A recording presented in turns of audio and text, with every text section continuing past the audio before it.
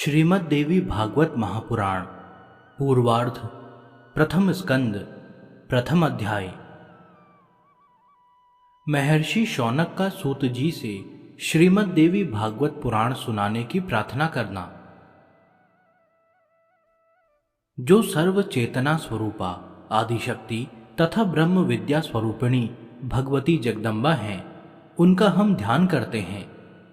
वे हमारी बुद्धि को प्रेरणा प्रदान करें। शौनक जी बोले, हे पुरुषों में श्रेष्ठ तथा भाग्यवान सूत जी, आप धन्य हैं, क्योंकि संसार में अत्यंत दुर्लभ पुराण संहिताओं का आपने भलीभांति अध्ययन किया है। हे पुण्यात्मन, हे मानद, आपने कृष्ण द्वैपायन व्यास रचित 18 महापुराणों का सम्यक अध्ययन किया है, जो पंच लक्षणों से युक्त तथा गूढ़ रहस्यों से समन्वित हैं और जिनका आपने सत्यवती पुत्र व्यास जी से ज्ञान प्राप्त किया है। हमारे पुण्य से ही आप इस उत्तम मुनियों के निवास योग्य दिव्य पुण्यप्रद तथा कली के दोषों से रहित क्षेत्र में पधारे हुए हैं। हे सूत जी, मुनियों का यह समुदाय परम पुण्यदायिनी पुराण संहिता का श्रवण करना चाहता है, अतः आप समाहित चित्त होकर हम लोगों से उसका वर्णन कीजिए। हे सर्वज्ञ, आप तीनों तापों दैहिक दैविक भौतिक से रहित होकर दीर्घ जीवी हों। हे महाभाग, ब्रह्म प्रतिपादक देवी भागवत महापुराण का वर्णन करें।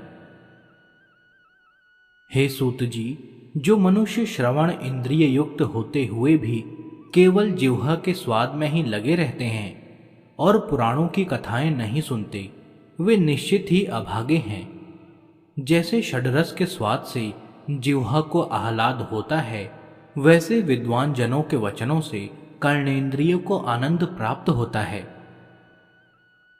जब कर्णहीन सर्प भी मधुर ध्वनि सुनकर मोहित हो जाते हैं, तब भला कर्णयुक्त मानव यदि कथा नहीं सुनते तो उन्हें बधिर क्यों न कहा जाए।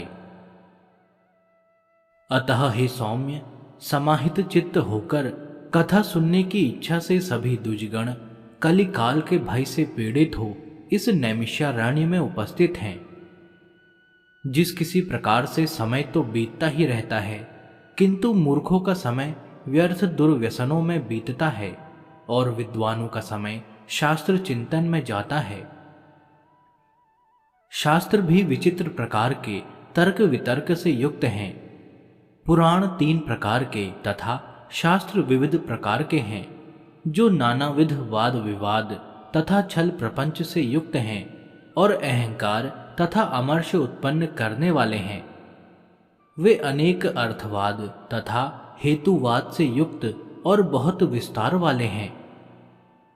उक्त शास्त्रों में वेदांत शास्त्र सात्विक, मीमांसा शास्त्र राजस तथा न्याय शास्त्र तामस कहा गया है, क्योंकि वह हेतुवाद से परिपूर्ण है।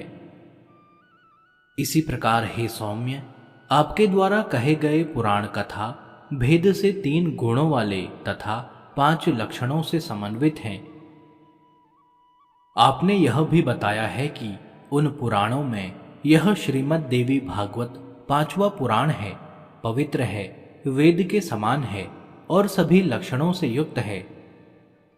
उस समय आपने प्रसंगवश अत्यंत अद्भुत मुमुक्षु जनों के लिए मुक्तिप्रद, मनोरथ पूर्ण करने वाले, धर्म में रुचि उत्पन्न करने वाले जिस पुराण को संक्षेप में कहा था, उस उत्तम पुराण को विस्तार पूर्वक कहिए। उस दिव्य तथा कल्याणमय श्रीमद् देवी भागवत पुराण को हम सभी द्विजगण आदर पूर्वक सुनने की इच्छा रखते हैं। हे धर्मज्ञ, गुरु भक्त एवं सतत्व गुण से संपन्न होने के कारण आप कृष्ण द्वैपायन के द्वारा कही गई इस प्राचीन संहिता का ज्ञान प्राप्त कर चुके हैं। जिस प्रकार देवता लोग अमृत पान करते हुए तृप्त नहीं होते, उसी प्रकार हम लोगों ने भी यहाँ आपके मुखारविंद से निकली अन्य अन्य कथाएं सुनी, किंतु अभी भी हम तृप्त नहीं हुए हैं। हे सूत जी, उस अमृत को धिक्कार है जिसके पीने से कभी मुक्ति नहीं होती, परंतु इस भागवत रूपी कथा सुधा के पान से तो मनुष्य शीघ्र ही भव संकट से मुक्त हो जाता है। हे सूत जी, अमृत पान के लिए जो हजारों प्रकार के यज्ञ किए गए हैं, उनमें भी सर्वदा के लिए हमें शांति नहीं मिली। यज्ञों का फल तो केवल स्वर्ग है।